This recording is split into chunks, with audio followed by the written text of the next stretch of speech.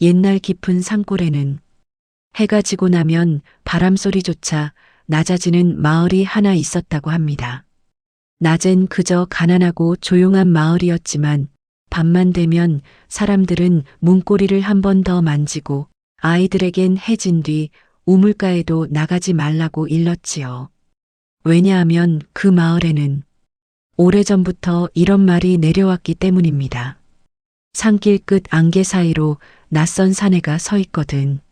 먼저 이름부터 묻지 마라. 사람이 아닌 것들은 늘 이름보다 먼저 눈빛으로 들어오니까. 그런데 어느 늦가을 저녁 정말로 그런 사내 하나가 마을 어귀에 나타났다고 합니다. 비에 젖은 도포를 걸치고 낡은 집신을 신고 어깨엔 해진 보퉁이 하나를 맨 채 선앙당 아래 느티나무 곁에 가만히 서 있었지요. 그 사내는 하룻밤만 쉬어가겠다 하지도 않았고 길을 잃었다 하지도 않았습니다. 그저 묘하게 마을 안쪽을 바라보다가 이렇게 말했다고 합니다. 이 마을에 아직도 옥내 할멈이 살아계시오? 그 이름을 들은 사람들은 등골이 서늘해졌습니다. 옥내 할멈은 마을 가장 끝 초가에 홀로 사는 늙은이였는데 몇 해째 남의 입에도 잘 오르지 않던 이름이었기 때문이지요. 더욱 이상한 것은 그 낯선 사내가 그날 바로 떠나지 않고 하루, 이틀, 사흘째까지 마을 어귀를 떠나지 않았다는 것이었습니다. 그래서 사람들은 수군거렸습니다. 저거 사람 아니다. 도깨비가 틀림없어. 아니고서야 어째 사흘씩이나 저리 버티고 있겠느냐. 오늘 들려드릴 이야기는 그렇게 도깨비인 줄 알았던 한 사내와 그 사내가 끝내 사흘째 마을을 떠나지 못했던 슬프고도 조용한 사연입니다. 그 마을 끝자락 돌담이 반쯤 무너진 작은 초가집에는 옥내 할멈이 홀로 살고 있었습니다. 원래 그 집엔 아들도 하나 있었지요. 이름은 만복이라 했습니다. 키가 크고 말수는 적었으나 힘이 좋고 마음이 반듯해서 마을 어른들도 칭찬하던 사내였습니다. 그런데 어느 해 겨울 관가에서 걷어가던 곡식 자루 하나가 사라진 뒤로 엉뚱하게도 만복에게 누명이 씌워졌습니다. 그놈이 밤길에 창고 근처를 서성이는 걸 봤다. 원래 집이 가난하지 않았느냐. 마음 약한 얼굴일수록 속은 다르다더라. 그런 말들이 눈덩이처럼 불어났지요. 만복은 끝까지 아니라고 했습니다. 하지만 사람들은 믿지 않았고 마을 이장이 앞장서서 몰아세운 뒤 결국 그는 마을을 떠났습니다. 어머니 옥내 할멈은 그날 이후로 하루도 마음 편할 날이 없었습니다. 아들이 정말 도둑이었는지 억울하게 쫓겨난 것인지 어디서 살아있는지조차 알 길이 없었으니까요. 그 뒤로 할멈은 매일 저녁 문 앞에 나와 대문 기둥 하나를 붙잡고 산길을 오래 바라보곤 했습니다. 사람들은 처음엔 딱하다 했지만 해가 지나자 그 모습에 익숙해져 버렸지요. 또 기다리네. 이제 죽었을 놈을. 에구, 늙어서 마음만 상하지. 그러나 옥내 할멈은 누가 뭐라 하든 상관하지 않았습니다. 저녁이면 늘 밥상에 숟가락을 두 벌 놓았습니다. 하나는 자기 것, 하나는 돌아오지 않는 아들 것. 그 낯선 사내가 처음 나타난 날 마을 사람들은 그를 멀찍이 둘러싸고만 섰습니다. 사내는 젖은 머리칼을 대충 쓸어 넘긴 채 선앙당 돌계단 아래 앉아 있었습니다. 눈은 깊었고 턱선은 거칠었으며 여행길에 닳고 다른 손등에는 칼에 스친 듯한 옛 상처도 있었습니다. 그런데도 이상하게 누더기를 걸쳤다는 것 말고는 천박한 기색이 없었지요. 마을 이장이 나서서 물었습니다. 어디서 왔소? 사내는 잠시 머뭇거리다가 대답했습니다. 멀리서 왔소. 이름은? 이름은 들어도 이 마을엔 쓸데가 없을 거요. 그 말부터가 수상했습니다. 누가 성명도 제대로 밝히지 않고 남의 마을 어귀에 버티고 있겠습니까? 이장이 다시 물었습니다. 옥내 할멈은 왜 찼소? 그러자 사내는 마을 안쪽 어둑한 골목을 한번 바라보고는 낮게 말했습니다. 그 할멈에게 전할 말이 있소. 그럼 가서 말하면 될 것 아닌가. 사내는 고개를 저었습니다. 아직은 안 돼요. 그때부터였습니다. 사람들이 저 사내를 사람보다 도깨비에 더 가깝게 보기 시작한 것이 밤이 되면 그는 선앙당 아래서 불도 피우지 않고 가만히 앉아 있었는데 이상하게도 찬바람이 불어도 떨지 않았습니다. 마을 개들도 낯선 사람만 보면 사납게 짖는데 그 사내 앞에만 가면 꼬리를 말고 낑낑거리며 물러났지요. 아이 하나는 새벽녘 우물가에서 그 사내를 봤다며 눈을 크게 뜨고 말했습니다. 아저씨가 우물물에 달을 비춰보다가 혼자 중얼거렸어요.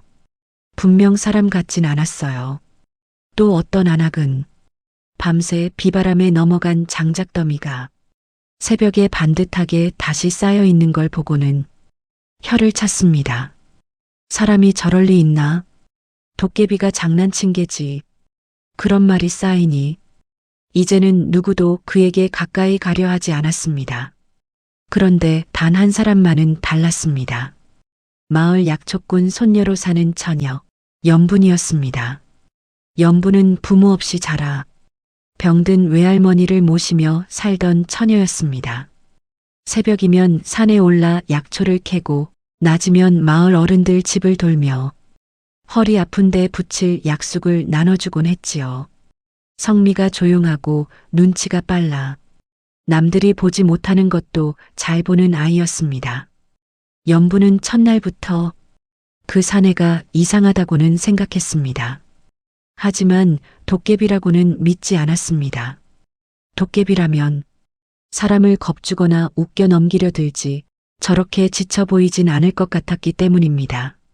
무엇보다 그 사내의 눈에는 장난기보다 오래 참은 사람의 피로가 들어 있었습니다. 둘째 날 저녁 연부는 약초 꾸러미를 안고 돌아오다 선앙당 밑을 지나게 되었습니다. 사내는 여전히 그 자리에 있었지요. 비는 그쳤지만 바람이 차서 손등이 다 터질 만큼 쌀쌀한 날이었습니다. 연부는 잠시 멈춰 섰다가 망설이며 물었습니다. 정말 떠날 생각이 없으세요? 사내는 연분을 올려다보았습니다. 그러다 아주 작게 웃었습니다. 가야 할 사람은 맞소. 헌데 아직은 못 갑니다. 왜요? 사내는 대답 대신 잠시 마을 끝 초가집 쪽을 바라보았습니다. 연부는 그 시선을 따라가다 문득 알았습니다. 저 사람은 정말 옥내 할멈 집을 보고 있구나. 연분이 다시 물었습니다. 혹시 옥내 할멈 아들을 아세요? 그 말에 사내의 얼굴이 순간 굳었습니다. 그는 곧 시선을 거두며 낮게 말했습니다. 알았소. 연부는 조심스레 한 걸음 더 다가섰습니다. 그분 살아계신가요? 사내는 한참 말이 없었습니다. 그리고 아주 천천히 대답했습니다. 그걸 말하러 왔소. 연부는 숨을 삼켰습니다. 그제야 조금 알 것 같았습니다. 이 사내는 도깨비가 아니라 어떤 슬픈 소식을 품고 온 사람일지도 모른다는 것을. 그날 밤 연부는 몰래 보리개떡 2개와 따뜻한 물을 들고 선앙당 아래로 갔습니다. 사내는 처음엔 받지 않으려 했습니다. 괜히 엮이지 마시오. 나 때문에 말 돌면 처자만 손해요. 연부는 고개를 저었습니다. 도깨비라면 이런 말 안 했겠지요. 사내는 그제야 피식 웃었습니다. 연분이 물었습니다. 왜 곧장 할멈께 가지 않으세요? 사내는 보리개떡을 손에 든 채 한참 침묵했습니다. 그러다 아주 낮게 말했지요. 내가 받은 부탁이 하나 있소. 무슨 부탁이요? 어미에게 소식을 전하되 사흘은 먼저 그 모습을 보라 했소. 연부는 이해하지 못해 눈을 깜빡였습니다. 사내는 멀리 초가집 불빛을 바라보며 말을 이었습니다. 그가 그러더이다. 우리 어머니가 나를 아직 기다리면 거짓이라도 조금 부드럽게 말해달라. 허나 이미 나를 마음에서 내려놓으셨거든. 사실대로 말해달라고. 연부는 가슴 한쪽이 철렁 내려앉았습니다. 그분이 만복이었나요? 사내는 천천히 고개를 끄덕였습니다. 그제야 모든 것이 맞아들었습니다. 왜 이 사내가 남의 마을 어귀에서 사흘째 떠나지 못하는지, 왜 옥내 할멈 집을 보고만 있으면서 차마 문을 두드리지 못하는지. 그는 만복의 벗이었습니다. 만복의 마지막 부탁을 품고 여기까지 온 것이지요. 연분이 조심히 물었습니다. 만복은 어디서? 사내는 끝내 그 질문엔 바로 답하지 않았습니다. 대신 한참 후에야 주머니 속에서 해진 헝겊 보퉁이 하나를 꺼냈습니다. 그 안에는 달아 반쯤 부러진 나무빗 하나와 검게 빛바랜 짧은 비녀, 그리고 낡은 놀이개 끈 한 조각이 들어 있었습니다. 이게 다 옥내 할멈 것이요. 만복이 떠날 때부터 품고 다녔다 하더이다. 연부는 더 묻지 못했습니다. 그 물건들이 말보다 먼저 진실을 전하고 있었으니까요. 셋째 날이 되자 마을 사람들의 불안은 더 커졌습니다. 사흘째 안 떠난다더라. 밤마다 옥내내 담장 쪽을 서성인데 도깨비 아니면 대체 뭔데 저러겠냐. 마을 이장은 못마땅한 얼굴로 사내를 내쫓자고 했습니다. 저런 놈 하나 오래 두면 마을 기운만 어지러워진다. 사내들은 몇몇 모여 막대기를 들고 선앙당 앞으로 갔습니다. 연부는 멀찍이 서서 지켜보고 있었습니다. 이장이 소리쳤습니다. 이제 그만 떠나라. 더 버티면 좋지 못한 꼴 본다. 그런데 그 사내는 일어나지도 않고 가만히 앉은 채 말했습니다. 오늘 밤만 지나면 가겠소. 왜 하필 오늘 밤이냐? 사내는 대답했습니다. 내가 받은 말이 사흘이었으니 무슨 헛소리냐? 그때 사내가 처음으로 이장을 똑바로 올려다보았습니다. 그 눈빛이 워낙 차갑고 깊어서 막대기를 들고 있던 사내들조차 순간 움찔했다고 합니다. 사람이 어떤 슬픈 소식을 듣는 데는 밥 3번 먹을 밤이 필요할 때도 있소. 그 말에 웅성거리던 사람들 입이 잠시 닫혔습니다. 누군가는 여전히 수상하다 했고 누군가는 그 말이 이상하게 사람 심장을 치고 들어온다고 했지요. 하지만 이장은 끝까지 못 믿었습니다. 허튼 말로 사람 홀리지 마라. 내가 정말 사람이라면 왜 이름도 밝히지 못하느냐. 그러자 사내는 아주 천천히 일어나 섰습니다. 내 이름이 중요한 게 아니오. 내가 전할 사람의 이름이 더 중요하지. 그 말은 그 자리에 있던 누구도 쉽게 되받아치지 못했습니다. 그날 밤은 유난히 고요했습니다. 개 짖는 소리도 없고 산바람마저 숨을 죽인 듯한 밤. 연부는 결국 옥내 할멈 집으로 갔습니다. 할멈은 언제나처럼 문 앞에 작은 상 하나를 놓고 밥그릇 2개를 가지런히 올려두고 있었습니다. 연분이 조심스레 말했습니다. 할멈 추운데 안으로 들어가세요. 옥내 할멈은 산길을 바라보던 눈을 떼지 않은 채 대답했습니다. 오늘은 이상하게 꼭 누가 올 것 같구나. 연분의 목이 메었습니다. 잠시 뒤 담장 밖에서 아주 조심스러운 발소리가 들렸습니다. 사내였습니다. 그는 대문 앞에 한참 서 있었습니다. 들어오지도 도망치지도 못한 채 옥내 할멈이 먼저 말했습니다. 누구시오? 사내는 선뜻 답하지 못했습니다. 그러다 떨리는 목소리로 말했습니다. 길손이요. 길손이 이 밤중에 웬일이요? 전할 말이 있어 왔소. 그제야 옥내 할멈이 천천히 고개를 돌렸습니다. 사내는 더는 시선을 피하지 못했습니다. 몇 걸음 안 되는 거리였는데도 그 앞까지 가는 데에 새해를 건너는 것 같은 표정이었다고 하지요. 그는 마침내 무릎을 꿇었습니다. 그리고 품에서 만복이 남긴 보퉁이를 꺼내 할멈 앞에 놓았습니다. 옥내 할멈의 손이 떨렸습니다. 그 늙은 손이 부러진 나무빗을 만지는 순간 할멈은 아무 말도 없이 숨을 삼켰습니다. 어머니는 자식 물건 하나만 보아도 안다지요. 그건 틀림없이 만복 것이었습니다. 한참 뒤 할멈이 마른 입술로 물었습니다. 우리 만복이 죽었소? 사내의 목이 굳었습니다. 그리고 아주 천천히 아주 어렵게 대답했습니다. 예. 그 한 글자가 떨어지자 문간 앞 공기까지 무거워졌습니다. 옥내 할멈은 울부짖지 않았습니다. 땅을 치지도 않았고 사내를 붙잡고 흔들지도 않았습니다. 그저 한동안 보퉁이 속 물건들만 만지작거리다 낮게 말했지요. 어디서 마지막을 보았소? 사내는 고개를 숙인 채 조용히 말했습니다. 만복은 누명을 쓴 뒤 떠돌이 품꾼으로 전전하다가 객지에서 병든 사람을 돌보는 일을 했다고. 그러다 굶주린 이들을 위해 자기 몫의 죽을 내어주고 끝내 큰 열병을 이기지 못했다고. 죽기 전까지도 어머니가 도둑 아들을 둔 것이 아니라는 말만 몇 번이고 되풀이했다고. 그리고 마지막으로 이 사흘밤에 부탁을 했다고.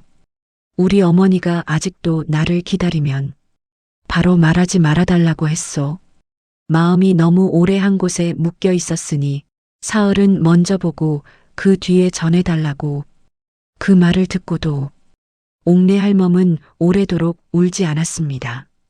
그러다 문간에 놓인 두 번째 밥그릇을 보더니 아주 조용히 손을 뻗어 그 그릇을 제 앞으로 끌어왔습니다. 그리고 나직이 말했습니다. 이제야 제대로 보내는구나. 그제서야 연분의 눈에서 눈물이 왈칵 쏟아졌다고 합니다. 그날 밤이 깊도록 사내는 떠나지 않았습니다. 옥내 할멈 집 마루 끝에 앉아 할멈이 잠드는 걸 조용히 지켰지요. 연분은 대문 밖에서 그와 나란히 앉아 있다가 물었습니다. 만복은 왜 하필 사흘을 말했을까요? 사내는 한참 뒤에야 대답했습니다. 자기 어머니 성정을 잘 알았던 거지. 어떤 성정이요? 한 번에 무너지면 다시는 일어나지 못할 뿐이라는 걸. 사내는 먼 산을 보며 말을 이었습니다. 만복이 그러더이다. 우리 어머니는 내가 돌아올 길을 너무 오래 보고 계셨다. 그러니 내 죽음도 한순간에 들이치게 하지 말아달라고. 연분은 숨죽여 들었습니다. 그리고 또 하나 더 있었소. 또요? 사흘 동안 혹시라도 어머니가 밥상을 차리며 웃으시거나 아예 문 밖을 보지 않으시면 그땐 내가 편히 갔다고 말해 달라더군. 그런데요. 사흘 내내 문을 보고 계시더군. 연분은 더는 말을 잇지 못했습니다. 그 말은 곧 옥내 할멈이 단 하루도 아들을 마음에서 내려놓은 적이 없었다는 뜻이었으니까요. 사내는 낮게 웃었습니다. 허나 그 웃음은 조금도 즐겁지 않았습니다. 그래서 더 늦출 수 없었소. 사흘째가 지나면 기다림은 희망이 아니라 벌이 되니까. 다음 날 새벽 마을 사람들은 이상한 광경을 보았습니다. 옥내 할멈 집 지붕 위가 밤새 손본 듯 새 지프로 단정히 덮여 있었고 무너진 돌담은 반듯하게 다시 세워져 있었으며 뒷곁 장작더미는 겨울을 날 만큼 높이 쌓여 있었습니다. 누가 했는지 묻지 않아도 짐작은 갔지요. 이장이 멀찍이 서서 중얼거렸습니다. 저 정도면 도깨비 힘이긴 하구만. 그러자 옆에 있던 연분이 처음으로 또렷하게 말했습니다. 도깨비가 아니라 사람이라서 그런 거예요.